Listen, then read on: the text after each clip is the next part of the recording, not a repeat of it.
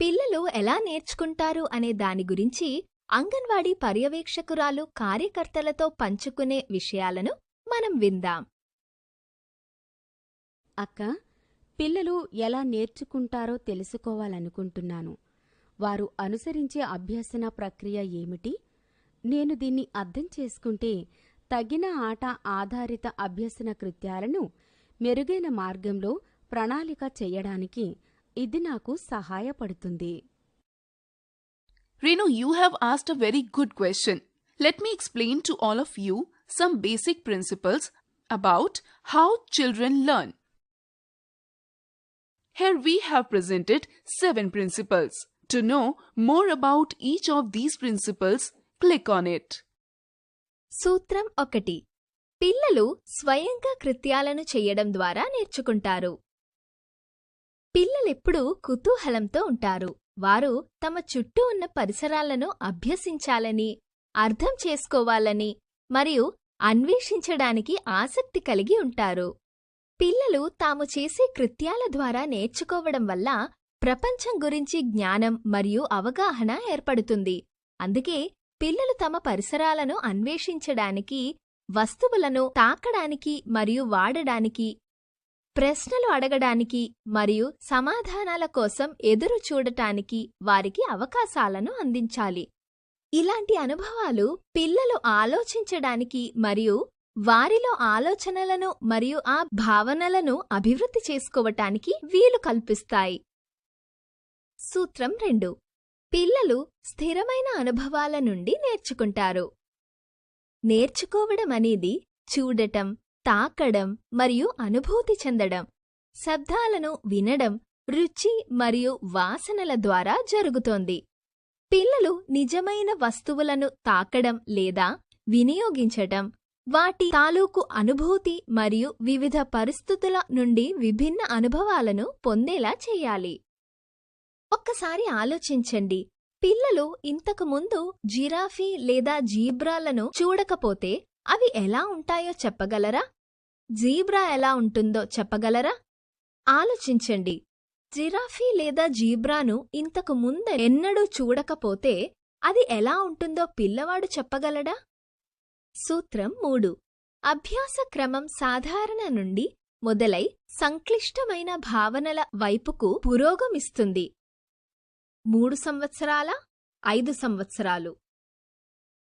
పిల్లల అభ్యసన ఒక క్రమాన్ని అనుసరిస్తుంది.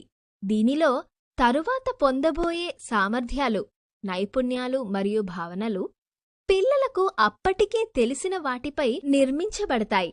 అందువల్ల తెలిసిన అభ్యాస క్రమాన్ని అనుసరించడం చాలా ముఖ్యం. మొదట సాధారణ భావనలను బోధించండి. ఆపై మరింత కష్టమైన లేదా సంక్లిష్టమైన భావనలకు వెళ్ళండి. అలా కొనసాగించండి. సూత్రం 4. పిల్లలకు అప్పటికే తెలిసిన వాటి నుండి బోధన మరియు అభ్యసన ప్రక్రియ ప్రారంభం కావాలి. పిల్లల వద్ద అప్పటికే ఉన్న సమాచారం ఆధారంగా తెలియని వాటిని తెలుసుకోవడానికి వారికి సహాయపడండి. సూత్రం 5. పిల్లలు ఆటల ద్వారా నేర్చుకుంటారు.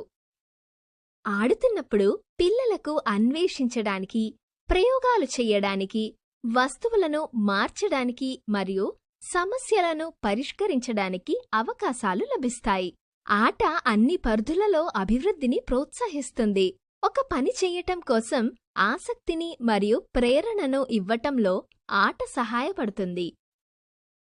పిల్లలకు ఆటలు మరియు కృత్యాల ద్వారా నేర్చుకునే అవకాశాలు లభిస్తే అది వారికి ఆనందకరమైన అనుభవం.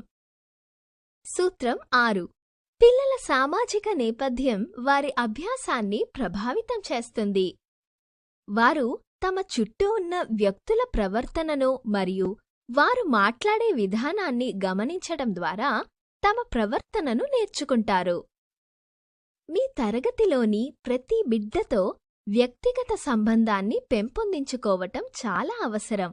ప్రతి బిడ్డ మీకు ప్రత్యేకమైన వారిని మరియు ఆమెతో లేదా అతనితో సంబంధం మీకు ముఖ్యమైనదని భావించనివ్వండి.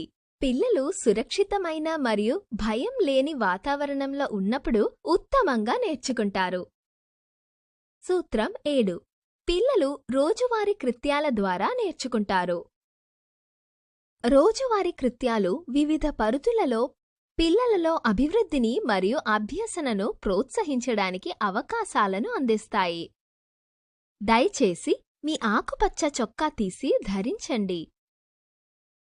ఉదాహరణకు, తీసే సమయంలో పిల్లలు వివిధ కూరగాయలు, పండ్ల రంగులు, వాటి రుచి మరియు వివిధ ఆకారాల గురించి కీలక సమాచారాన్ని పొందుతారు. తినేటప్పుడు పిల్లలు ఆహారం గురించి చాలా సమాచారాన్ని పొందుతారు. ఉదాహరణకు, వివిధ కూరగాయల మరియు పండ్ల రంగు, రుచి మరియు ఆకారం.